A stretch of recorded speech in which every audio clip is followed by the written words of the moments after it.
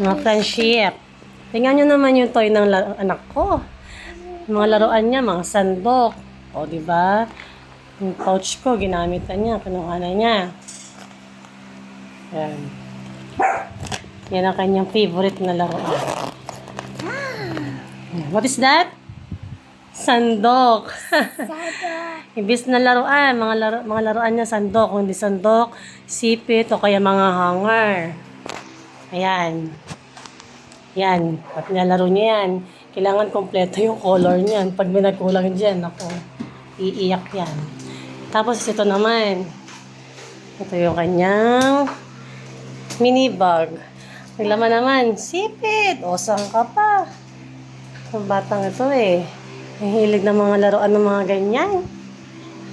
Mga batang kabataan ngayon, mas pipiliing laruin yung mga hindi dapat laruin. Kaysa sa toys. Na, Jen Jen?